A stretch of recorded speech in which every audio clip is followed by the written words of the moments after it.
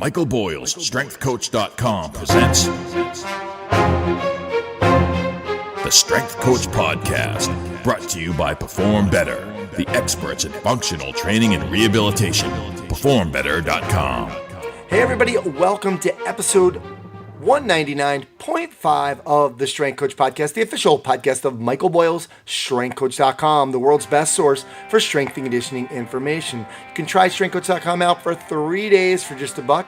You'll have access to all the articles, videos, and programs, as well as the best forum on the net. It's the only place to have full access to Coach Boyle. He's on every day. Check it out at strengthcoach.com. All right, I'm your host, Anthony Renna, and the show notes are located at strengthcoachpodcast.com. Want to get in touch with me? Shoot me an email to strengthcoachpodcast@gmail.com. All right, today, as you know, I have a special episode, so 199.5, that's what that means. And I have Lee Burton on, and he's the co-founder of the Functional Movement Screen, as well as Functional Movement Systems. That's the company. We haven't really had him on in a while, so I wanted to get Lee on to chat about maybe like what's happening at Functional Movement Systems for 2017. So Lee, thanks for coming on. All right, thanks, Ant. I really appreciate it. I hadn't been on in a while, so it's exciting to kind of come back on, talk to you, and talk to all the people tuning in. I know, I saw you at the Perform Better one day in New Jersey, and we hadn't talked in a while, in person anyway. And yeah, haven't had you on the show, had a lot of the expansion team, and there's so much new stuff that you guys have been doing in terms of, there was the next weekend, there was actually a functional capacity screen workshop up in Providence. There's the motor control screen that we were talking about with Erin on as one of the new products. You have some different things going on with the FMS as well, the functional movement screen. And then there's a whole bunch of stuff going on with your site and the membership, the certified members, etc. So we got a lot to talk about. It's only you guys today. It's only you. So let's start out with, we got functional. We've been hearing a lot about functional capacity screen, motor control screen. Obviously, there's functional movement screen and the SFMA. Just give us that basic overview before we go deeper into the fundamental capacity screen and motor control screen. Yeah, I agree, Anthony. I think that's a good start because we are putting out more and more tools, tests, screens, or whatnot that we're hoping people will utilize to make some better decisions when they start their programming. So it can be somewhat confusing. So really, we started this journey, it's 20 years now, starting down this path, developing the movement screen. And it was just simply a tool to, as we developed it, as a screen for movement. My background is in sports medicine. Gray's background is physical therapy, and we both kind of have strength conditioning as part of that. And we wanted the movement screen to just, gauge your fundamental movement patterns and really, try to see if you have pain. So if you're entering in and you're going to go start a workout or whatnot, we really feel like you need to get screened for movement first as part of that, health and part of that health piece, to be quite honest. So let's make sure you don't have any pain or anything. And what we started to see as we did that is a lot of people were using that screen in the medical setting for people who had painful problems. So people who were coming in with back pain, they were using the screen as a way to assess a lot of those people. And that really wasn't the intent. We were working in the clinic developing the screen, and we really developed a screen from a lot of the assessment tools and tests that we were using in the clinical setting. So the screen was always the entry point for people looking to engage in physical activity, whether they're coming out or being released from a medical facility, or whether they're just coming in off the street ready to work out, or whether they're an athlete getting ready to go into a season or an off-season workout. We wanted the screen to be that entry point to really then determine where they need to go. And the SFMA is designed for the medical professionals, as still the same philosophy looking at movement, but the SFMA, because it is that medical component, it does drill down and really break down the movements into much more specific things to figure out what may be the underlying cause. So for an example, the screen will tell you there may be a problem. The SFMA can tell you exactly what that problem is and give you some different ideas on what to do about that problem. So it's like taking somebody's blood pressure with the screen, that'd be our screen, and then, doing higher level testing, such as going in and getting an MRI or or doing some type of other diagnostic testing, that would be the SFMA. And again, the SMA designed for more the medical professionals. So that's kind of where we got our start if you're looking back years ago. And now we've always known that we needed that next level. So movement, we feel like we've been pretty good at developing those tests and those screens with FMS and SFMA. But we knew that next level, of performance. So the FMS, we find some maybe dysfunctions. You go through your corrective exercises and then you start getting better. Or let's say you do well on the FMS. Well, we need to then check, how well you're using your movement. Our whole motto is move well, move often. Well, now we need to check the whole move often. Where are you? What's your baseline for some of these performance-based tests? And we wanted to kind of get away from performance, because when people really have a different definition of what performance is performance how you're doing during your event, how fast you ran this weekend, is that performance? Or is it performance-based tests like, your strength, your power? So we wanted to kind of look at it as more capacity screening. And so we've been spending a lot of time, the last few years, really developing this capacity screen, this fundamental capacity screen, which, we kind of did a soft launch last year. We did a few courses last year, mainly just to kind of work the bugs out of the seminar, but also to collect more data. The whole thing about this capacity screening for us is about collecting the data so we can give better feedback on what this information means. So we don't want to just set these points arbitrarily and say, okay, you need to do this, or you need to do that. We want to have a lot of data that we can give better feedback on what some of this information means. So the fundamental capacity screen is made up, again, of 4 tests. And you mentioned motor control screening being one. We look at energy storing, which is elasticity. How well can you absorb and kind of control some of these movements? We look at power in a few different ways, and we look at postural control, which, again, a lot of us now are doing these farmer carries. That seems to be a real common exercise, but we look at as it being also a test. And we're setting these baseline numbers based off the data we're getting in. So that's where, where we're looking at now is trying to really get more of that information and using really the data to drive some of the decisions we're making on not only with the FCS, but even the FMS. What are some of the cut points? What are we looking for? And not just overall, but really trying to look at you personally, your environment, what you're trying to do, really letting that figure out what's the next step for even our goal as a company, collecting all this information and trying to do different things. And that's where, you mentioned the motor control screen as being kind of that segue between the FMS and the FCS. So that's really what we're trying to do now is use the feedback, use the data to help us make some of the changes. And quite honestly, Rena, that's what's taken us so long to see some of these changes. I mean, the FMS has been around, but we wanted to use that time to, ourselves get the feedback as well as the data to see what is next. And I think we're on the right path. Absolutely. Well, let's go a little deeper then. I want to go deeper into the fundamental capacity screen. That's obviously, like I said, the newer thing. And you're saying that the motor control screen is the kind of the segue with the functional movement screen and fundamental capacity screen. So let's start out with the motor control screen and then go a little deeper on what the fundamental capacity screen consists of. Yeah, when we were looking at putting this together, one of the more difficult things to do, as we found out in trying to go through this process, and to be quite honest, early in our careers when we developed the FMS, we're probably a little naive. We just started throwing things around. Where I think we got a little smarter in trying to do this. One thing we had already is the Y balance test.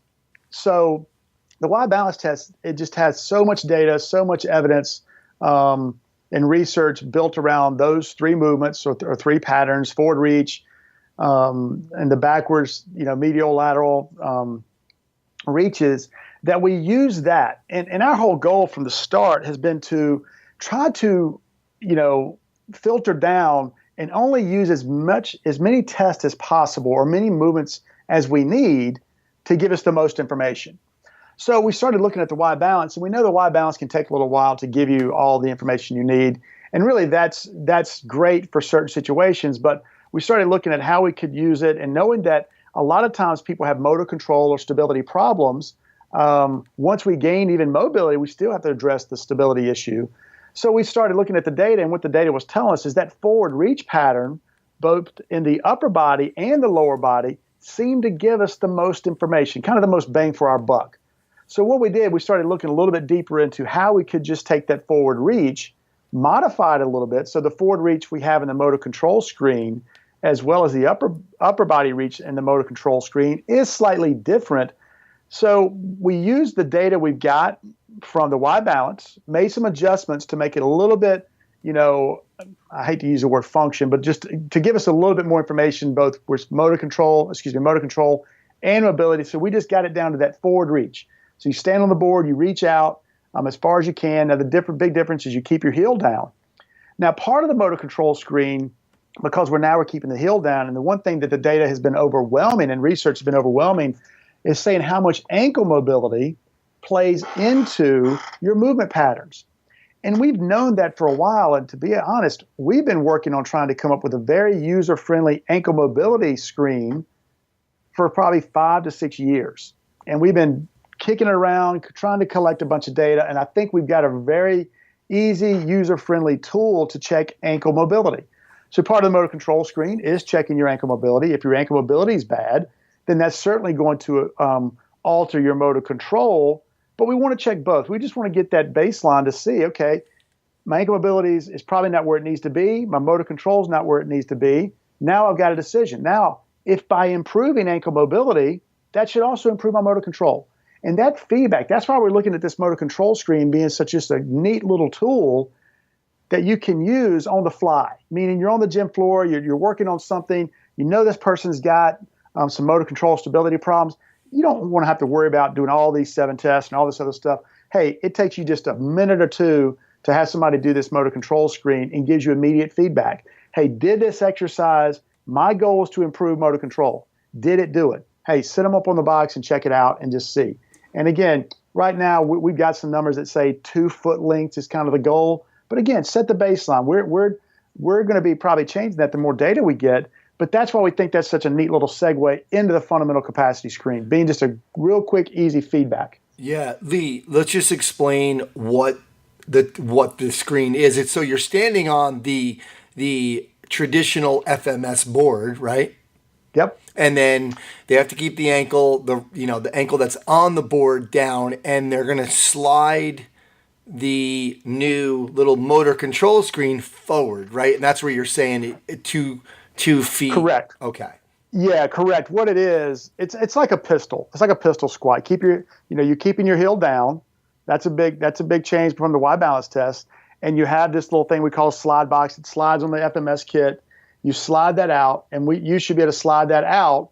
Not kicking it out, sliding it out 2 times your foot length, and your foot length in your shoe. So that's what the data is suggesting right now. Again, that may be altered depending on the age and the environment, but that's what we're saying right now. And I think the big thing to remember is, it's not a pistol squat, even though it's somewhat that same movement, because it's definitely a different movement. It puts different stresses on the body biomechanically when you have to point that toe and push out that way. Again, this is a take. Even Y balance is a take on Gary Gray's star excursion test from years ago when he did this. This is just kind of distilling it down to one movement. So that's what we're talking about. Okay, great. And so just give us a little quick rundown too on anybody can do this though. Like this, if I'm certified in FMS, I can, like, I'm not a therapist or an athletic trainer, so I really can't go to SFMA, but I can do the the fundamental capacity screen and the motor control screen. Yes, no question. I mean, this is the fundamental capacity screen is really designed to be done on people who are moving well. So if you've got a problem in the FMS, you've got some pain, you're really probably not ready. Because the fundamental capacity screen, we're looking at power. We're looking at jumping. We're looking at single leg hopping. We're looking at, testing some higher level things. So, if you've got a poor squat, as an example, or if you've got a poor lunge, you've got a poor push-up that we find on the FMS, you know what? I may not want to put you through the fundamental capacity screen because I got other things I need to work on. The motor control screen could be something that can be done on almost anybody, just because it's a very basic test, but it does help you gauge that motor control. So if I'm working even on the push-up, a person has a poor push-up pattern, I'm doing some things, you know what, you may want to check that upper body motor control just to see how it's doing, but are you improving it? So set that baseline. So it's just we consider it a test. So it is a much more sensitive test because you're getting some objective data. Lee, what is the prerequisite though in terms of, okay, I just screened somebody, do we have a number? Is it the 14 or is it no pain? Is it no asymmetries? How do I know I can now do the fundamental capacity screen on somebody? I mean, that's a great question. I definitely think no pain. I mean, that's going to be always our line in the sand. I mean, there's just so much information out there with people that are in pain or move with pain that just disrupts a lot of the stuff that's happening as they try to go through exercise.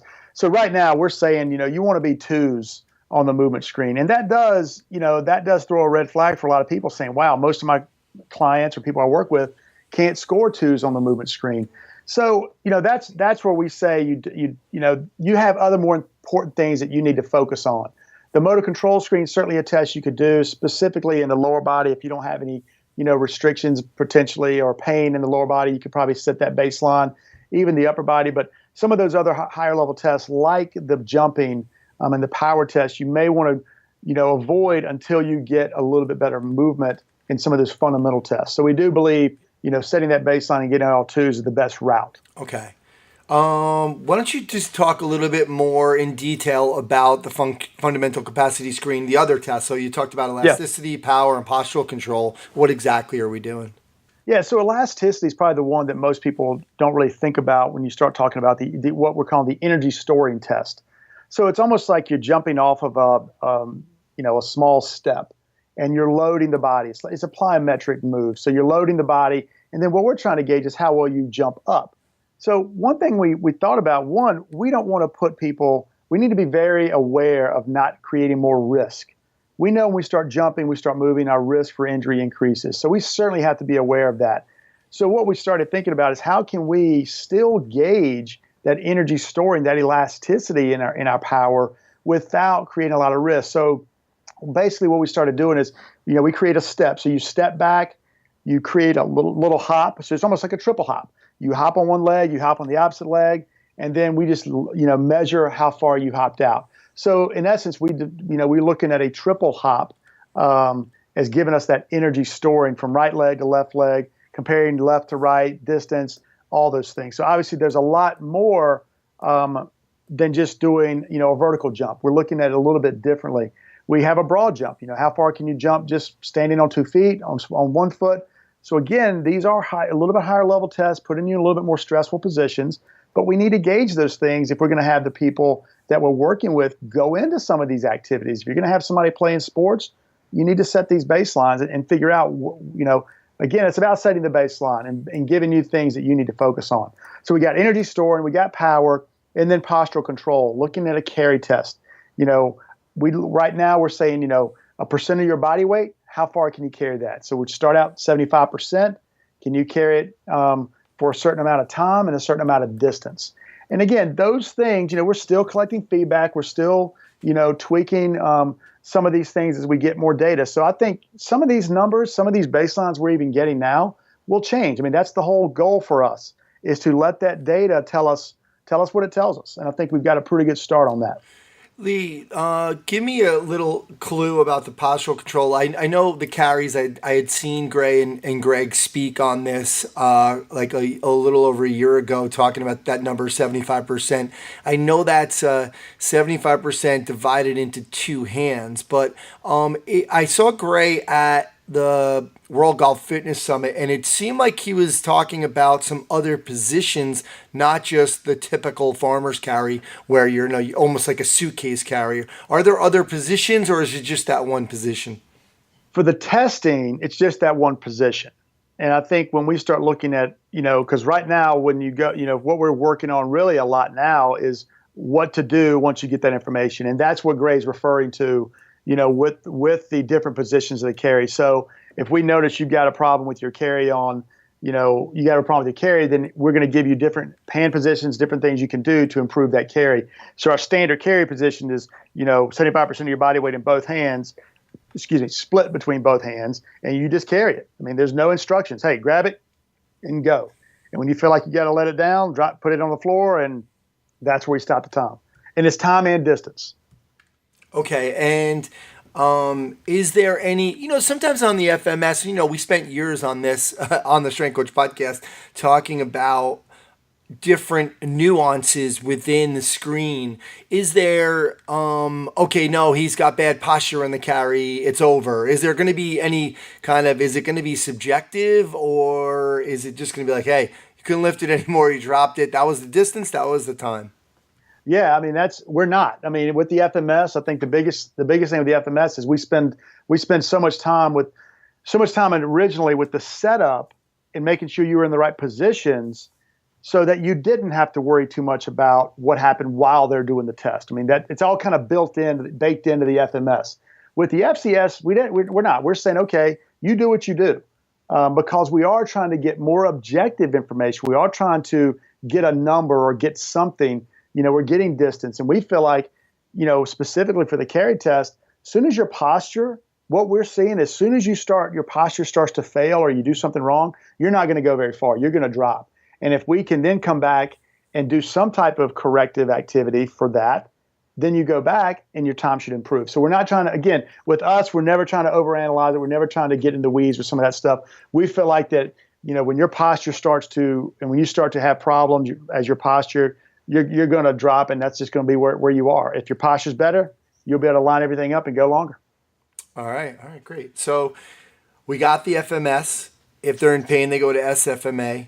If they do well, they get some twos. We're going to check some of the capacity, and that's where the fundamental capacity screen comes in. That's where we're at right now.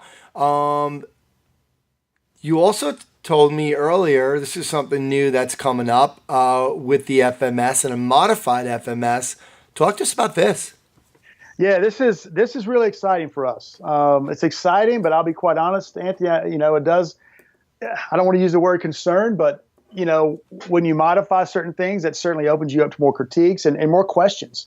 But that's one thing we've never been shy about, answering questions, trying to just do a better job of communicating what we do. So kind of going, and I know you can appreciate this, Anthony. We've been talking for, 10, 12 years now. When we first introduced the FMS, one of the first questions we got, well, can we do less tests? And, during the development of the FMS, we've always tried to distill it down and do less tests. We've always wanted to make changes. But, as we worked through that process, the first few years of this, we distilled it down as far as we thought we could distill it down. And we came up with those 7. And really the 7 tests, again, are trying to determine where you need to go with your workout. And really that gets lost a lot of times because everybody starts talking about corrective exercise and this and that. It's really about, hey, what can they do in the weight room, and what should they avoid in the weight room? So something like the push-up test, a lot of people want to take out because people fail it. Well, the push-up test gives us a lot of good information about whether the person should do upper body pressing movements. So those are things that we had to consider when we developed the FMS. But let's be honest, we know over the last 20 years, getting consistent feedback, hey, my clients just can't do this. I've got some problems. Hey, you guys need to modify the FMS. A friend of both of ours, Geraldine Coopersmith, who we worked with for years, started throwing this idea at me, early on because, Gray and I developed the FMS. We're from the athletic world and the sports medicine world. I mean, we were dealing mainly with athletes early on, and really the FMS started taking off in the fitness world soon after we started presenting this. And we know that a lot of the general population people have problems. Some of the special populations, if you will, maybe older or certain people are going to have problems going into it. And we don't want it to be a barrier. But we just didn't say, okay, let's just modify the FMS. We, again, felt like we did our due diligence. And Gray and I've even went back before this talk, Anthony, and looked back 5 years ago or 6 years ago, we had a modified FMS that we were playing around with. And even in the movement book, we talked about how you could modify it and do different things. Start out with the lower level test, start out with the leg raise, the shoulder, and then progress from there and see how the person does. If a person has poor shoulder mobility and poor leg raise, you know what? You may just want to stop there. So we've always been aware of this. However, what we've been able to do in looking at what the Y balance test gave us getting this motor control screen kind of in the right place, we felt now is the right time that we could modify the FMS and still get a lot of good information. So we spent the last few years getting data, getting feedback, really trying to tweak this down, and I think we got a pretty good modified FMS. So, and actually what we did, the first question we have to ask ourselves is, if we're going to modify the FMS, and again, we're not necessarily modifying it to decrease time, we're modifying it to, again, is get as much information from the person that you're trying to train. And if you've got a person you know coming in who is extremely sedentary, maybe extremely overweight, never worked out, you may not want to put them in some of the extreme positions of the FMS. So we modify that. That's really our thought process. So what we did is we actually did a little pilot study. We did the FMS right beside the modified FMS, and we came, pretty close to getting in the right place with what the person should do if we modify the FMS. Meaning, we're getting about 80 to 85% within the range of what the person should do by modifying the FMS. And again, here's the thing though, and this is where I want to be clear. We're not saying everybody should modify the FMS. Only modify it in certain situations. The full FMS is going to give you the best movement profile, and that's over all these 15, 20 years of data. That's going to give you the best profile. Modifying it, you are going to be missing a few things. But if you need to modify it, it's still going to give you a good shot at what you're trying to accomplish. Cool. And there's nothing new in the modified FMS. It's just you guys saying, do these, do this. It's not like I have to go and maybe sit down or get some more education for the modified FMS, is it? No, you're exactly right. And what we did is, by us getting all this data, what we did is we took what we have known from years that give us a good, kind of the ones that really predict how well you can do other tests. Shoulder mobility. And again, we also had to consider, what are these lower level tests that we feel like everybody can do? So from the feedback we got from a lot of people, hey, some of my clients will not get on the floor. I pull up that board and I try to get them to do a hurdle step. They're not even come close. I try to get them to a lunge, not going to happen. So, even for the younger, for the kids, in training some of these kids, we know that, they're pretty much going to fail the push-up. So what we did, knowing, one, what are some of the tests that give us the most bang for our buck? What are some of the tests that we know people are not going to do well in these certain populations? And so what we did, we came up with the modified version, which is going to be shoulder mobility. We do a leg raise. Those are lower level tests, and most of the people, especially in the older population, they struggle and fail those two tests right out of the gates. So then we know we need to check stability, but we may not want to check them in those, quadruped or the push-up position. So we do a forward reach. That's our motor control screen. So we do with a lower body motor control screen, which includes the ankle mobility. So we're getting our ankle, and we do a forward reach, which now we're still getting stability and motor control, is specifically in that single leg stance. So we're not missing single leg stance, which we know in the older population who have difficulty, that's one of the bigger problems. So we feel like anybody can stand on that board, push it out. I don't care how far you go. We're setting a baseline. So we feel like we're getting that. And then we want to put it all together. And since day one, the overhead deep squat has always been just a really good gauge of overall motor control, stability, and mobility. So, and here's the thing, we're not picking the deep squat because it's the overall best test. We're picking the deep squat because that's what everybody does every day. Everybody's going to get up out of their chair. Everybody's going to stand up. Everybody's going to go to the restroom. They're going to do certain things that will typically use that pattern. So we feel like that was the best functional pattern of those top three that most everybody could perform, at least to a degree. So you're exactly right, Ann. We're not developing, other than the motor control screen, any new test. We're just taking away a few things, adding a couple things that will give you a much, again, limit the barriers that people have with putting everybody through a movement screen, thinking about who really needs this, which is certain populations. Again, the older individuals you're concerned about, the really sedentary, never worked out, coming in from rehab, they've got a history of injuries, and maybe even some of these younger kids that are out there. Use the modified version.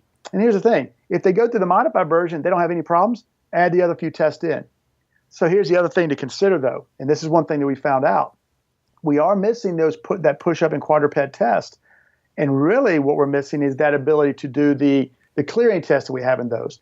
And if you're going to try to implement, and here's going to be my recommendation as we go through this, if you really want to do planks or push-ups or upper body work, you really need to go through some type of push-up variation and check that before you just put them in those positions. So it's definitely going to give you another alternative, but you got to realize you may be missing something. So just be careful if you do the modified version that you know that it's great for a lot of people, but there are some pieces that you may be missing too. Okay, cool. And the motor control screen is just an add-on that somebody can get as well. That's easy to do, and it's the forward reach it's not rocket science. And anyway, anybody that knows the FMS knows that the first correctives are from shoulder mobility and the leg raise, right? That you're looking at first anyway, that you're going to attack. So and deep squat, everyone at least, we can figure that one out. I think that's the one that everybody uses when they say, they always borrow the deep squat anyway. Like if they're going to do one thing, some trainers that I've seen, they'll do the deep squat. So right. Lee, that's a lot of stuff. But you guys, you've done a great job on your website, and you're making some changes. Let's move into that, because there's a lot here that somebody just listening is not going to just be like, okay, yeah, now I know what to do. You guys offer a lot of education on the site. You've made a lot of changes. Let's go into the website and talk to us about some changes you've made in the courses, how we can learn some more about this. Okay, great. We've unfortunately, you could say good or bad.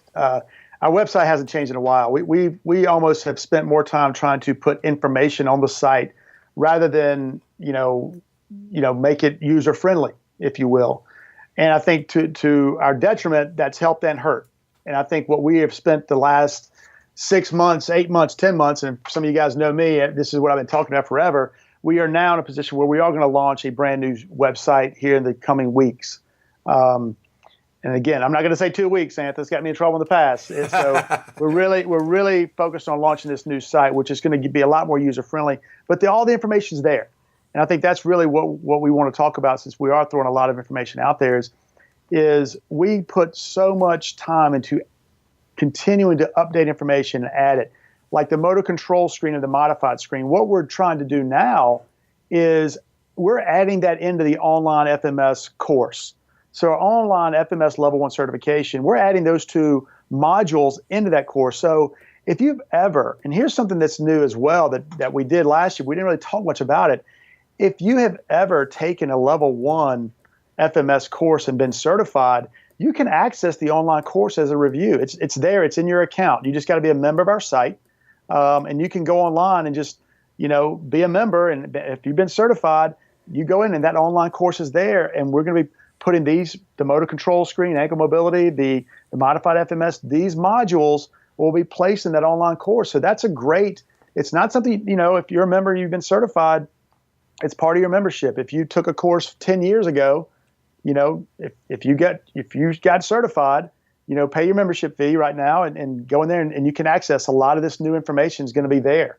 There'll be a lot about the FCS. I mean, we put a little article out. We're going to be pushing some more stuff out over social media in the next few weeks on the fundamental capacity screen. The big thing about the website that we're changing, and again, there's going to be a lot of enhancements. So it's going to look new, a new skin, all that stuff. But the one thing that, and really I mentioned this before, is we really want people using our program site, our pro site. So we partnered with a group called Kinduct that's going to change our platform to our pro site. And I know if some of you have used it or gone through the FMS, you kind of went through and saw how that if you enter the scores in, it will create the workout. It's an exercise builder. It's kind of a client athlete management tool. But what we've done is we've made a lot of enhancements. We've taken a lot of the feedback again. Now we got better group screening. It's going to be mobile friendly. It's going to be a lot easier. And that's part of the biggest thing we're coming out with. It's part of your membership. So there's no longer going to be this monthly fee. There's no longer going to be this, how many clients. It's going to be, hey, you can put in 500 clients, for your annual fee. And that annual fee, we're raising it slightly. It's going to be $100. So $100, you can use our entire athlete management, exercise builder, enter in FMS and SFMA. So you can basically, it'll walk you through the SFMA if you're a medical professional. That to me is huge. Now here's the thing, and here's why we're doing it. It's to a degree kind of crazy, but we're doing it because we want the data. We want to provide better reporting. So we feel like if we can get more people engaging in using the FMS, using the SFMA, using the FCS, that this will provide much better data and feedback for reporting to the clients you're working with. So we don't want to just say, okay, the average score on the FMS is 14. What our goal is to say, hey, the average score on the the average score on the FMS is based off your age, based off your sport, based off what you're trying to accomplish. Here's that range that you need to be in. So the more data we collect, the more we can make those things, make those statements. One thing I've been talking about recently in the social media is the relationship between grip and shoulder mobility. And the only way we can make those statements is just the thousands of pieces of data we've got. Shoulder mobility, if your shoulder mobility is bad, right now the data says your grip strength is bad. So again, what does that mean? That just gives us another piece of information we can use as we go train people. Does improving my shoulder mobility improve my grip strength, as an example? I don't know, but you can set the baseline and see. So really, those are the biggest things, is just giving a little bit better enhanced website. But really the big thing for us is that pro site that's going to be very easy to access, a lot more enhancements, and again, for a nominal fee for your being able to use that tool. Very cool. So at the end of the day, it's, I got certified 7-8 years ago, let's say, and I let wasn't paying, I wasn't part of the pro site. Now I could just pay my $99 when the new site comes up. When I can pay my $99 yearly fee, and I'll have access to the pro site as well as all the other features. And my old course, if I took one or two, I can go and revisit those and kind of refresh myself. Correct. I mean, that's what we're trying to do. Any of these updates we're talking about, adding in the motor control, adding in the modified, we're going to put all those into that level 1 course so you can continue to get the updates we're putting out there. I mean, like I said, as long as you're a member, as long as you're paying, and again, I'm not a huge salesperson. I'm not trying to say you got to do it. But again, I think for what we're going to be doing over the next 10, 12 months, staying engaged and seeing all these things come out, and especially that pro site with the group we're working with, we're going to be able to really put out some neat things with that. All right, very cool. A lot of stuff going on, man. Should have got you on last year, so then we would only had to do 20 minutes. But but yeah, this is great. Lots of great stuff. I've seen, like I said, some of the fundamental capacity screen with Gray talking about it at Perform Better at World Golf Fitness Summit. Talked to Aaron about the motor control screen. Check that out a little bit. Interested in looking more into the modified FMS as well, and looking forward to the new site coming out, Lee. So thanks so much for coming on and talking about this stuff. No, thank you for having me. I definitely need to try to do it more often. I appreciate it, Ant. All right, well, that's going to do it for episode 199.5 of the Strength Coach Podcast. A special thanks to Chris Pryor and the folks over at Perform Better. You can check them out at performbetter.com for all their products and info on their educational seminars. Thanks to Lee Burton and Functional Movement Systems. Check them out at functionalmovement.com. And of course, remember, you can join strengthcoach.com and have access to the site for just $1. 3 days, just $1. To access that offer, go to strengthcoach.com. Click the Join Now button to get started on your trial. My name's Anthony Rana. You can reach me at strengthcoachpodcast@gmail.com. Thanks again, and I'll speak to you next time.